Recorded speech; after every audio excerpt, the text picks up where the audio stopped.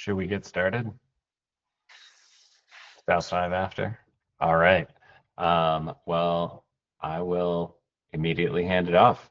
Welcome everyone, and let's get started on highlights. So I'll hand it off to Fokko. Thank you, Ryan. Good to see so many people today. Yeah, so let's cracking. A lot of has happened, not that much, because like if you look at the previous one, there's much more, but it was only 3 weeks this time. So we got like the request and response for Rust scan planning. Thanks to Prashant for working on that. It's also something that we're looking for in Iceberg. So very excited to see the progress there. We have supported delete orphan files in Flink. So also good to see like the table maze operations arriving there in Flink as well. We got a read and write support for the known type in Spark.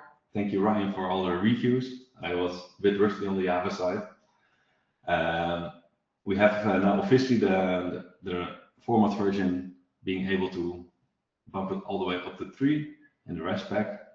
So it's always good to drive the adoption of V3. I think it's a huge milestone. We got a nice PR for rewriting the Iceberg Arrow types using a visitor at Iceberg, or Iceberg in general. We love visitors, so thanks to Nook for working on that.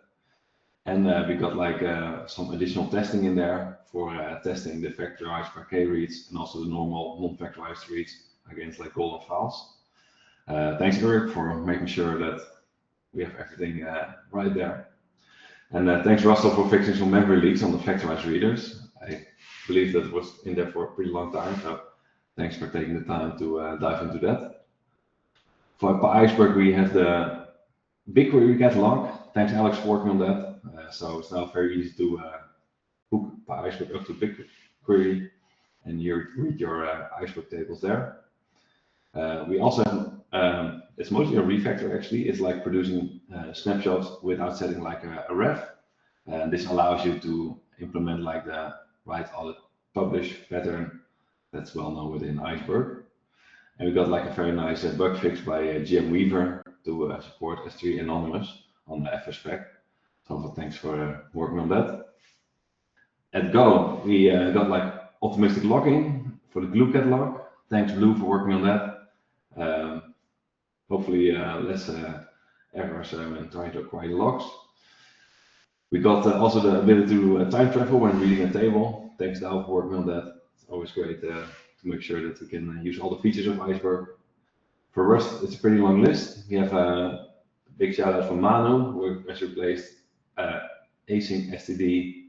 It's actually all the way around with small, and it's actually caused the CI to fail. So thanks for jumping on that. We now also have an ability to read V2 manifest using a V1 manifest using a V2 reader. So by setting the right default values, it doesn't matter like which version it is. We just read it, which makes the code a bit easier to understand, and also like it might also use the Iceberg Rust Ava reader in Iceberg, so that's also very exciting. Also now got support for the Untitled Arrow types if you try to convert them in Iceberg types. We got support for insert2 action in the data fusion Iceberg table provider. So always great to see like more data fusion support being added. We have support for the register table in the glue catalog. Thanks Yang, and thanks Zealot May for working on the partition splitter, which is like the first step to full partition rights in Iceberg Rust. And also in C++, we're having a lot of traction, actually gearing up for like a first release. The roadmap was released today in an issue.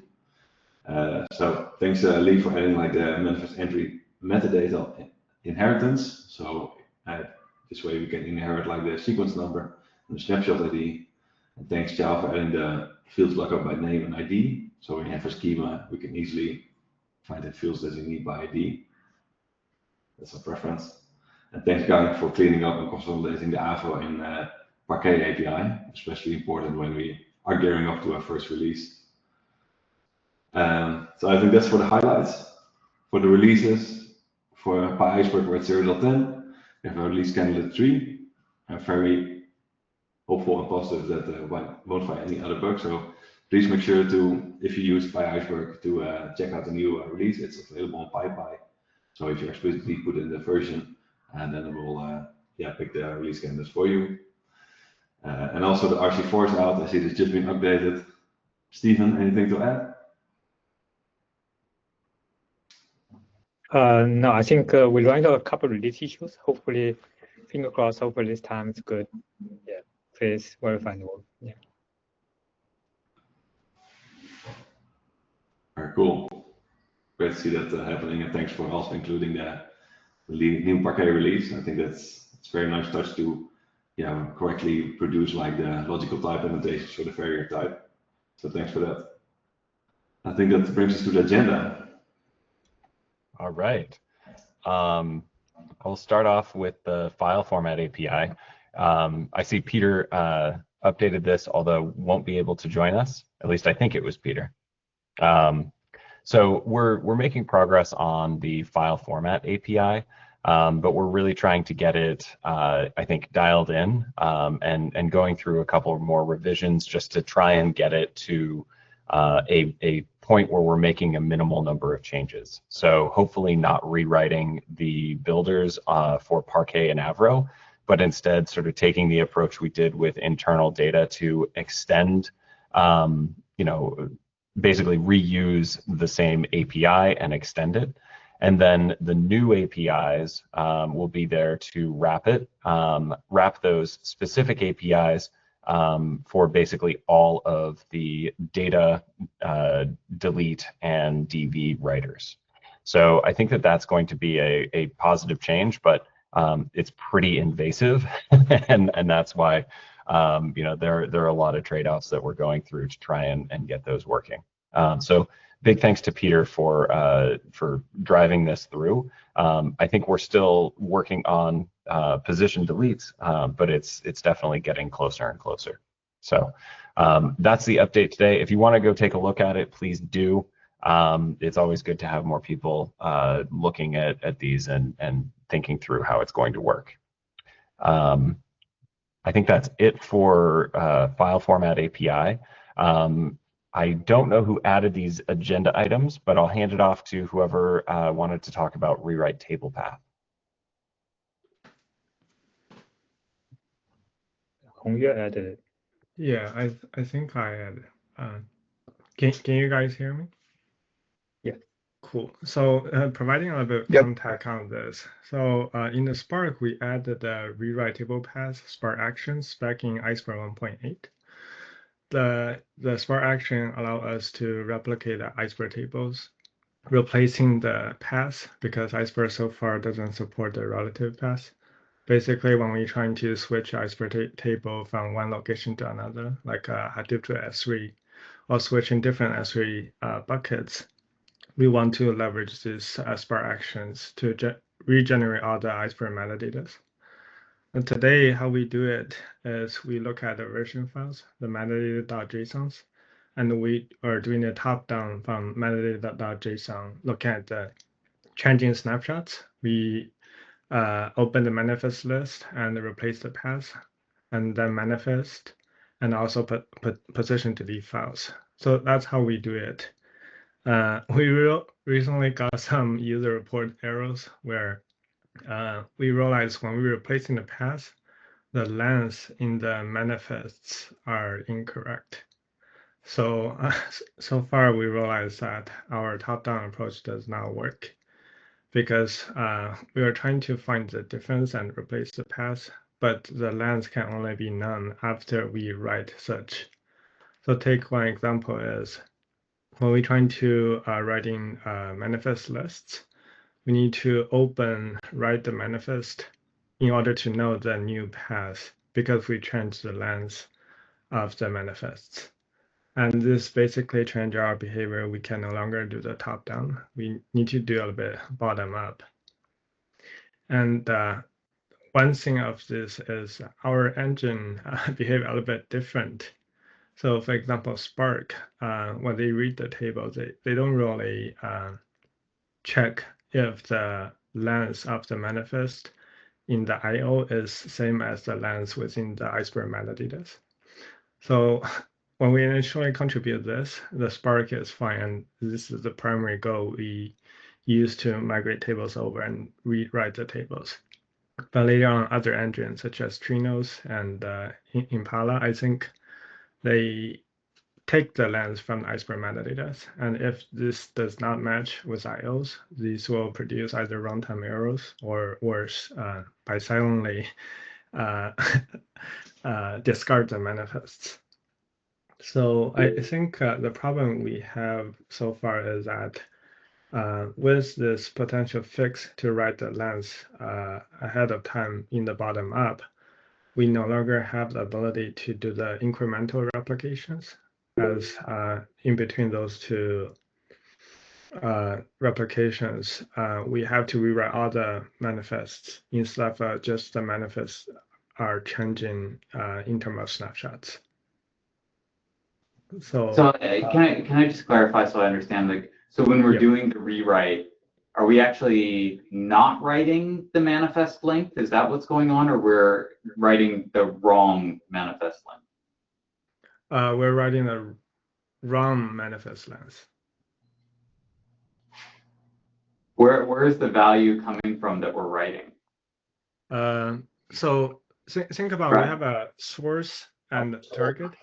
So we replace the path, but we directly copy the length of the source manifest. That's why when we try to reading in the target table, they will be incorrect in terms of the length. Do we know what Trino and other engines are using the manifest length for? I know that they do this for parquet files to be able to grab the footer, but Avro files, there's no value in really knowing the length ahead of time. So I'm somewhat surprised that they would be failing here. Yeah, I actually don't know the specifics about the engine and why they choose one versus another. This is what I collect from the user reports. Yeah. I think it's just sometimes required. Like, I don't know about Trino or not, but I think BigQuery would also fail here. I think it's just a matter of like the underlying library sometimes wants to check size, and that's expensive, so it caches it, but then it will only read that number of bytes because it's like the file shouldn't be longer than this. Yeah, fair enough. Dan, did you have another comment? Your hand is still up. No, I was just, oh, sorry. That's just, it doesn't know to take it down automatically. I was trying to clarify because I wasn't sure exactly where the value was that we were carrying over. But it's not that the, so this is for in the event that you have moved files, right? And we're rewriting the paths. But we would expect that the actual files would be the same size after they're moved, right? Or is there actually a difference in? Well, the path changes. Yeah, the path is changing. So we. Yes, that's the problem. The path changes, so length will be different. Okay. Unless you get really, really lucky. Yeah. Okay. So you have to be very lucky. So the proposal is to change this to kind of like a bottom-up approach. So just rewrite your manifests first, then make your manifest list from that. I mean, I think that's pretty sensible.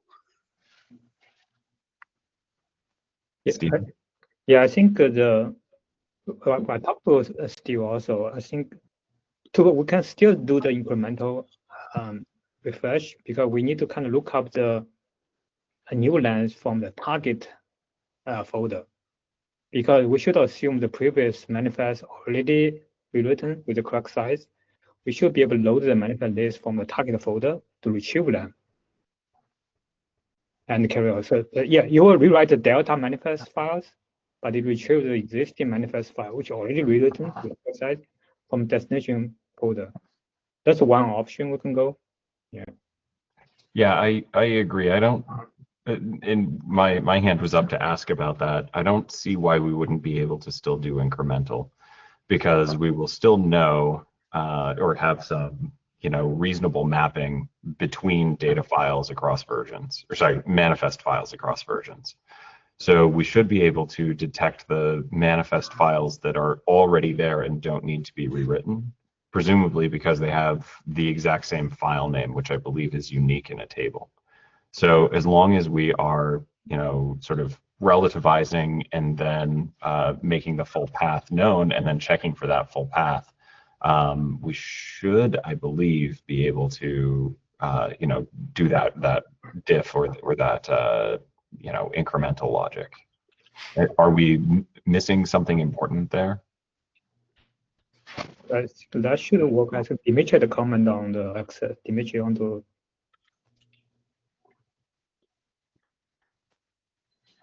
Yeah.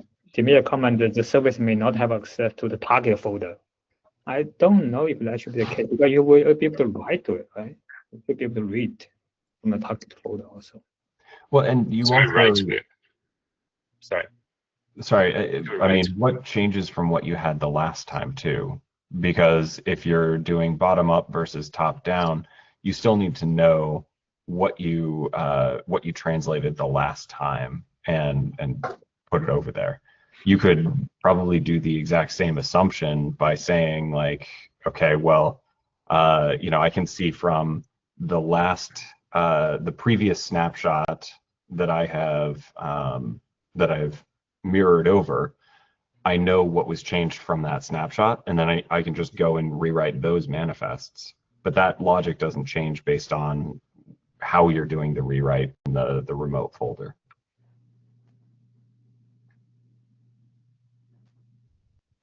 Yeah, I think that makes sense. I think the problem previously is that we only have the access to the source tables.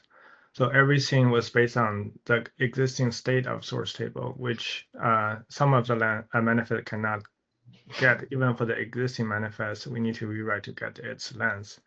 But I think as Stephen and Russell suggested, looking at existing manifest directly through the target table, it's probably a better way to look at this. Otherwise, yeah, will be too expensive. Yeah, and you have to be able to read the previous manifest list anyway, right? Or is that the thing? You weren't even reading the previous manifest list? I thought it just did it off of snapshots and metadata.json. I feel like Yufei should know this. Are you here, Yufei? I interrupted him. Sorry. Yeah, I think so. The staging, usually with writing to the staging, that's I'm trying to answer that previous question. That we may not access to the targeted file, and if that's within the staging, then that's fine. We can still when we write that, we just grab and collect the status of the manifest file we writing to that staging directory, so that we get the length of the manifest file and pop it into the buffer. Yeah, sorry, I missed last question. What is the right question? I guess if you're doing incremental, right, you would really need to know what the last manifest list has for those lengths. Because you can get it from the files that you wrote into the target, which we're saying we might not have. But if you are, I guess that would be where the incremental problem is, because if all of the metadata matches except for the path, and you can predict the path, then you're good to go. But if you're not reading the previous manifest list, then you would have lost all of those lengths. But I think that it's pretty reasonable to say that if you're mirroring a table into a target folder, you need to be able to read the manifest list. Yeah, if we're doing incremental refresh, you have to assume the previous rewrite is already successful. Otherwise, the incremental doesn't make any sense. So you should assume if you have a source manifest file on the destination folder, you should have a rewritten manifest list file or manifest file. So there has to be. That's very reasonable. I think, especially in the first version, that's what we're doing. We do join between the previous snapshots, so that we can do the incremental to get the data between two snapshots. Otherwise, it's not accurate. It's not safe to do that.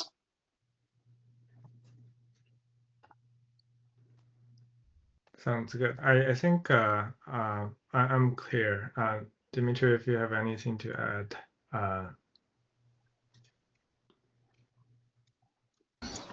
I guess in the pull request that I created to fix this, we still kind of maintain the incremental rewrite, but so we only rewrite the added snapshots, only the added like only the new metadata JSON files, for example, but we do rewrite all of the manifests in the snapshots that we are rewriting. So I would say that is mostly acceptable. Like from my point of view, it's acceptable. Yeah. So about the proposed solution about the like reading sizes from the files in the target location. So I honestly think it's not a like it may not be like it kind of breaks some assumptions. Like we currently rewrite table path only works on files in the source table. We know that it has access to those files, but like for example, if it's if the target is located on a different cloud storage or a different location, maybe it will be more expensive to make requests there to read the sizes. Maybe it will be impossible for some reason because of policies or just in general network access. So I think there are some drawbacks to this proposal, but I would be happy to implement it if that's what you want to do. I can't think of a way to do this without getting those lengths correct because they're required to be correct. So like I don't think that we have much of a choice here. Those lengths need to be correct and they should come from somewhere. Yeah. And so, sorry, yeah. So in my implementation in this PR, we we take a snapshot that we are rewriting, and we get all of the manifests that it references, and we rewrite them. We get their sizes after the rewrite in this run, and then we add them and the snapshot to the copy plan. Dimitri, I think is your question mainly about is the incremental rewrite important or not? Can we go ahead? No. Well, this would be a semi-incremental, not as incremental as we used to do it, but it would only be the manifest referenced by this snapshot. Yes, would exactly. have to be rewritten. And I guess theoretically, if you do that, you also only have to do the ones you haven't previously done. Like you check the staging directory, and if you already wrote that manifest for a previous rewrite, you could skip it. But so I don't know if it's that happy. I mean, so yes, if you have the information from the staging directory, you could do it. But if we're talking about, you know, what is better, a full rewrite or a, you know, reading, potentially doing a cross-region or cross-cloud read of the manifest list, I think it's almost certainly going to be worth reading the manifest list to recover these values. Well, I think there's three use cases here. There's the full rewrite. I still think of as like I have to go to every single snapshot and do every single manifest, which is the worst case scenario. Stop me if I'm wrong, Dimitri, but like your solution is, what if we made that just a slightly, we didn't make that as strict, and you only have to do that for the snapshots that you haven't processed, but you still have to rewrite every single manifest that's listed in that subset of snapshots. That's exactly right. And then theoretically, there's this most efficient version where I ping the target and I actually ask for the manifest list that we've already pre-converted so I can reuse elements. But yeah, I was thinking because when we were at Apple, we did have that use case every once in a while where we didn't have access. Like we were rewriting for something in a completely different system or different region or whatever. And we couldn't talk to that catalog and actually talk to the table. We just knew what the last file that had been converted was. No, we don't need to talk to the destination catalog because once you know this in the source folder, what's the manifest list file name, of the manifest file, you know if it's already rewritten before, you know it should exist in the target. Okay, that's fair. I mean, but you still need whatever the credentials are to access that, which is what we didn't. So I'm thinking we had these weird, like, I don't know if you had hit any of these, like multiple different authenticated Kerberos clusters. So like we couldn't get a user who could access both at the same time. Yeah.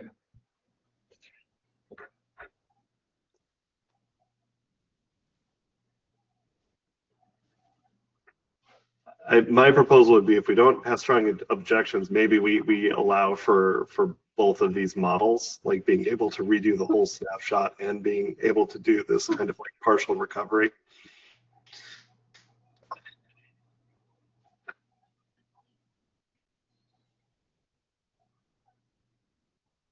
It seems like a pretty heavyweight solution to me to rewrite all the snapshots, or sorry, rewrite all the manifests in the snapshot just to recover these lengths. Yeah. I mean, maybe what we could do is just use an in-memory file and do it that way, but like I'm not gonna object, because like if you guys have this use case where you need the lengths and you just can't read stuff, I guess that's what we have to do. It just doesn't seem like a common case to me. So wait a minute, are we talking about repairing the existing ones, or are we talking about fixing the procedure to correctly place or to correctly capture the new sizes? Fixing the correctly, yeah. What? Sorry. The second one. We're all these solutions are to fix the problem. Okay, fix the problem, not to fix like existing tables that have already been rewritten with the incorrect size. Like, because it sounded like we were saying that, which probably just needs to be handled by the repair table procedure, which is still, if Amogue's around, it's still outstanding. We need to eventually pick that up again. But can you just have a config here that like says you can read the target table manifest for like and do then everything if you need to?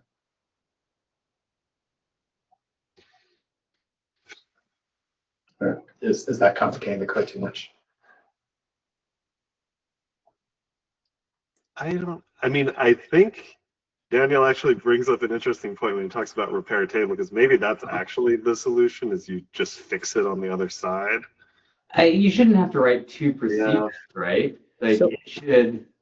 Yeah, the repair could be just run this rewrite without any incremental. Just rewrite the whole thing. And now we repair the destination side, right?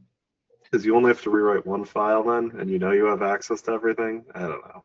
Yeah, actually, I like that idea. Like, are we trying too hard to do this? Like, if you have a bad replica, you drop it and re-replicate. That's not totally unreasonable. If you want to do something better than that, right? Like we could, I don't know. It seems like our constraints here are making us do a lot of development work that is not generally applicable. And that's my concern about this, like, blind replica, where we can put things in a foreign cloud or bucket, but we can't actually go and read a 2 megabyte file.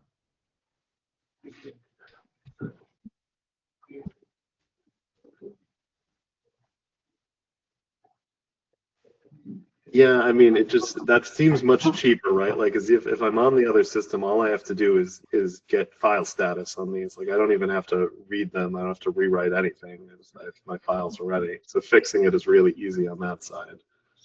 We only need to read the manifest list file from that. Yeah. Yeah, because we get the size. Just one file, pretty much. So I don't know about credential problem, but if there's no credential problem, this seems like the most intuitive, simplest solution. I do hate having a procedure that just generates incorrect data. That also feels real wrong. No, but I think what we can do is fix the procedure to generate data correctly, assuming that it can read the manifest list.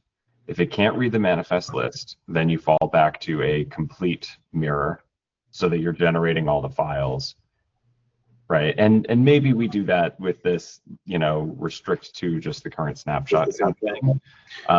But I think that those two options make sense. If you cannot recover the file lengths from the manifest list, you fall back because you can't do incremental. And we probably shouldn't overthink how to handle these cases unless it's super important to someone. I agree with Ryan's take. Yeah. Yeah, that sounds reasonable to me. I think we don't even give people the option. We do the fastest thing if we can, and if we can't, we fall back to Dimitri's solution and just clean the whole snapshot and be like, sorry, this is the cost you pay. And in V4 we use relative paths, and we don't think about this ever again. Agreed. Sounds good.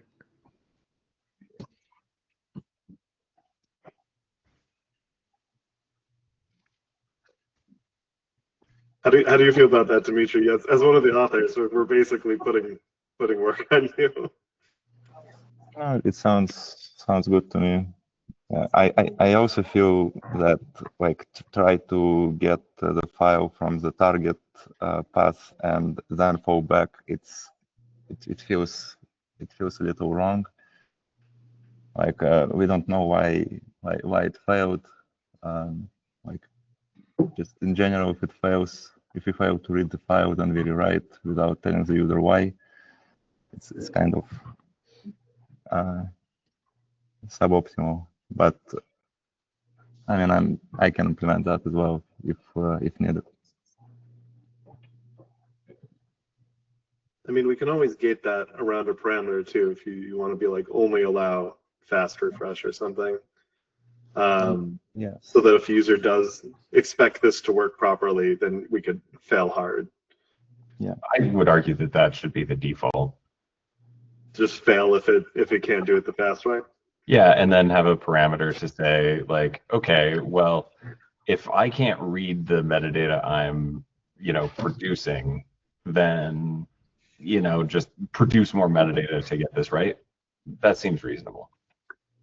And that's why, I would even say, it's not a fallback. It's just a different mode. It's just, spray metadata out there and hope, rather than trying to do it incremental. And we should know, you could make it so that the first thing that you do is to grab the state from the remote, right? So you would look at every snapshot and go say, hey, does this manifest list exist? If it does, find the last one that exists, read that, and that way you know where you're picking up your incremental state.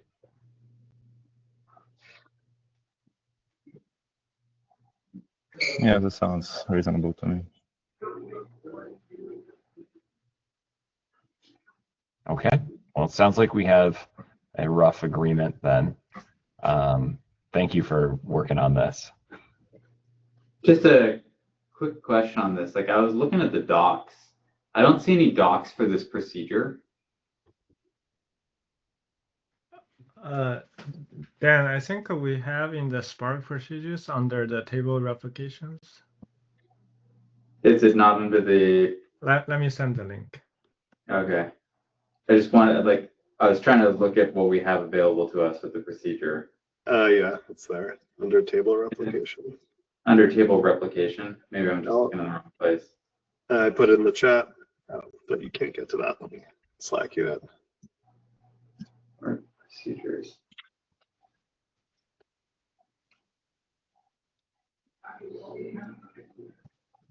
Oh, okay. Thank you.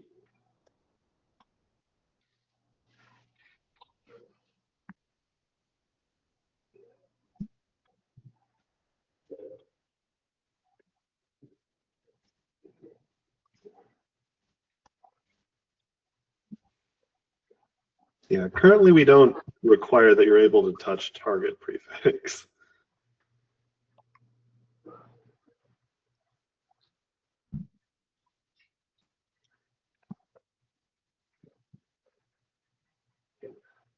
Okay. Should we move on? There's one more topic, which is the proposal to relax branch merge. Yeah, I think it's me. So I'll Sounds take good. it. Yeah. Hi everyone. So I have a proposal about relaxing branch merge. So internally, we are seeing more use cases where branch and fast forward does not work really well. It's like a little bit restricted for some of our use cases. So I've actually put some like 2 big use cases in the doc.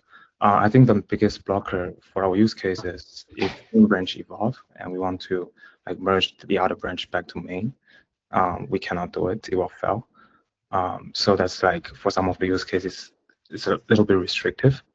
So I have the doc I have is like pretty high level.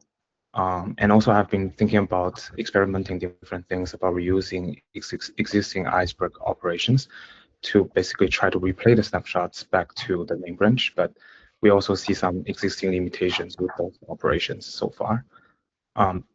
Yeah, so I've basically covered all the limitations in the doc.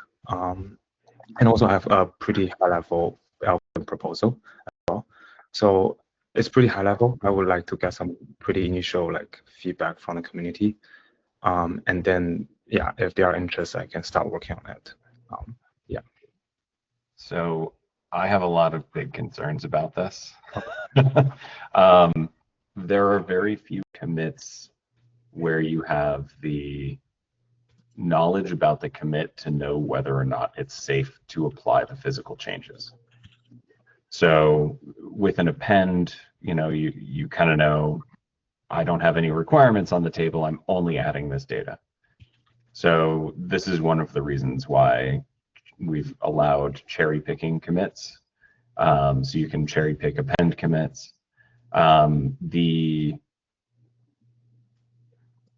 The rest of them, I don't know how you would actually, like, unless your commit is actually a idempotent partition replace, which is one thing that we actually do allow for cherry picking. That's the only other case. And that is, I have a new copy of this entire partition, blow away the old partition and add this in. Even then, if you're talking like long-lived branches, I don't know how confident we are that it's still a valid operation. So my biggest concern is that we are losing the information about these commits that we use to validate whether they can be applied when they go into the tree, and how do we handle that? So I guess really it comes down to what are the situations in which we know this is definitely going to be safe, and what new situations are you proposing? Yeah, so one proposal I have is, let's say we have the main branch and the other branch. We can try to find a common parent between the 2 branch, and then we can start replaying the snapshots from the other branch. When you say replay, do you mean cherry pick? Kind of like either cherry pick or like using like if it's append, use append data file API. If it's override or replace like dynamic override, we use the replace partitions. I'm also thinking about override because some of our users are asking that why, like for example, if we just use cherry pick, it only allows like append and dynamic override, but our users also have merging too. That's where to me, you've gone way outside of the realm of what can be done safely.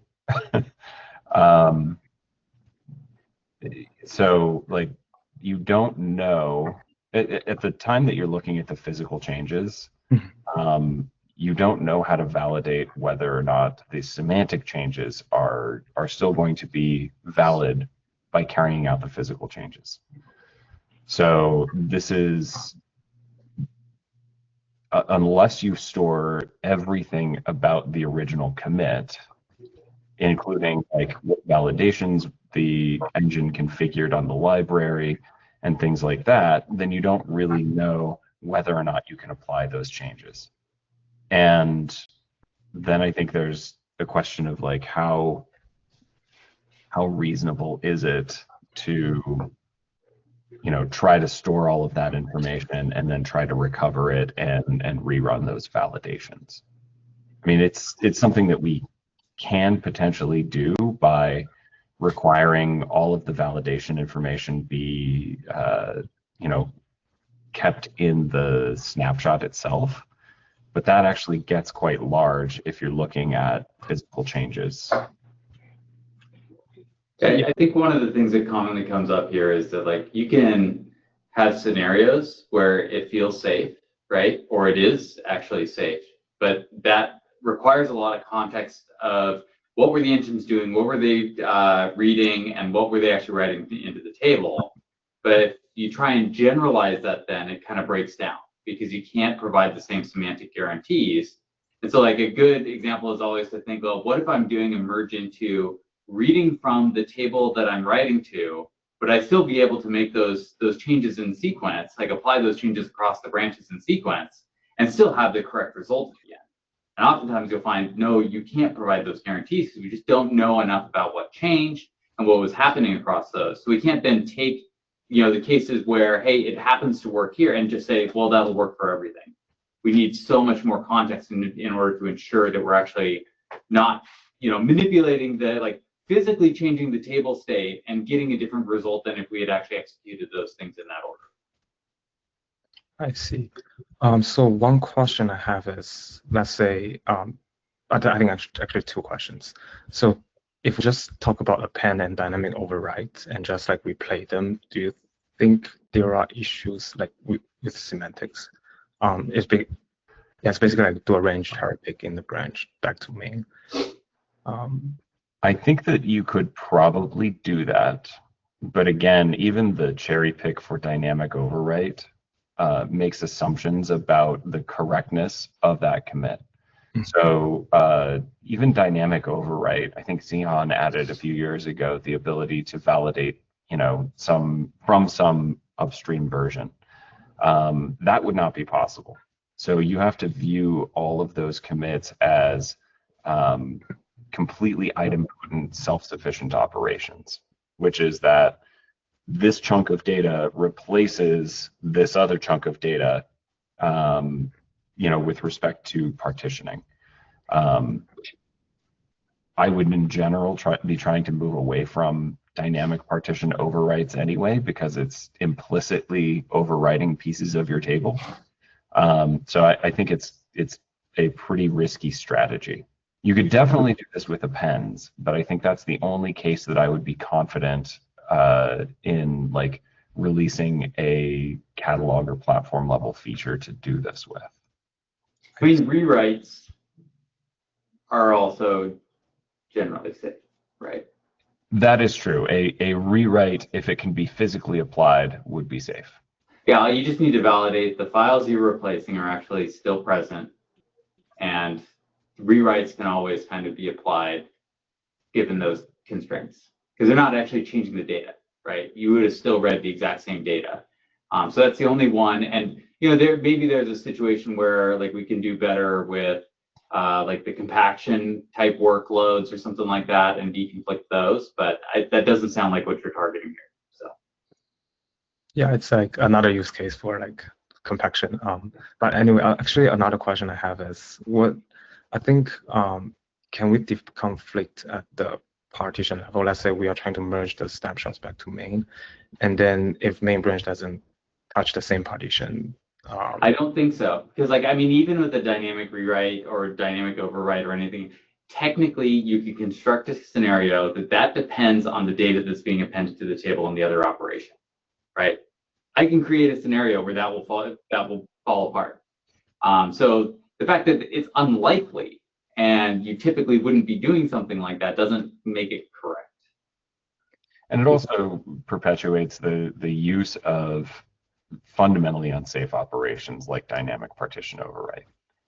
That it's not a pattern that we have recommended for a very long time. So trying to use that to deconflict, I think, is a little suspect. What I would recommend, because I'm guessing what you have are maintenance operations and like WAP kind of branch changes. And what I would probably recommend is doing a little bit more analysis to try and get the fast forward tool. So this is where, when you're going to merge, if you know the point you branched from, then you can go and say, like, okay, do I have only, maintenance deletes and rewrite operations or replace operations on top of this commit? If so, then I can probably roll that back and reapply them. And it'd be up to you about, whether you can detect the deletes that can actually be reapplied. But typically, like in a go delete data older than this, you would just need to, requeue your janitor process.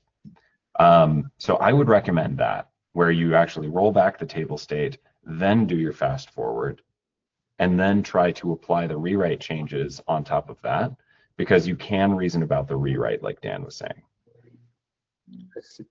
Yeah, actually, like besides the compaction use case, I want to just get some thoughts from the people. It's like we have other use cases where people are doing backfill. They are going to spawn like 30 jobs. Each job is writing to individual partition, and they want to be able to audit those partition independently and then merge it back to the main branch. So that's another big use case internally from our user. This kind of sounds more like a transaction use case. Like, I think the deceptive thing about branches is that it looks like you can use them as transactions, but you end up getting in these cases where you really can't. So I would probably recommend more of a transactional system for doing that, where you can basically pause the committing process that has all of this context that would otherwise be lost, run some validations, and then continue that commit. The other approach, of course, is that you write it into the branch, you do your validation, and instead of trying to cherry pick it, you actually just select from your branch and write it into the main table again, right? It incurs additional writes, but it avoids those conflicts, because then you can kind of operate independently, as long as, from your workflow perspective, there's isolation across those branches, you can safely select them back into the table. It does incur more write costs, but it avoids the questions of the semantic correctness of like just cherry picking from random points in history. When you, just a quick question for when you say rewriting the data, you mean? Select from branch, insert into table after you do your audit, right? So you're basically then just always appending to the main, and you can append from any branch state that's going on in parallel for those backfills. It adds extra costs. You're doubling the amount of data that you write. But the last one is just a straight copy. So if there is like more complicated processing that's going into reconstructing that partition, you audit that partition, and then you just select from that partition and write into the head of the table. I see. Yeah, I think the reason we want to use the normal file API is like to get rid of the compute cost for the write. But yeah. And you can build these solutions that make assumptions about the kinds of writes that you're doing. I think they just can't go into the main library, right? Like, I don't think that we want to try to build a generic cherry pick operation that can do this kind of thing. But you might actually want to do that as, something that you guarantee in your downstream system. So I don't think there's a problem with doing that.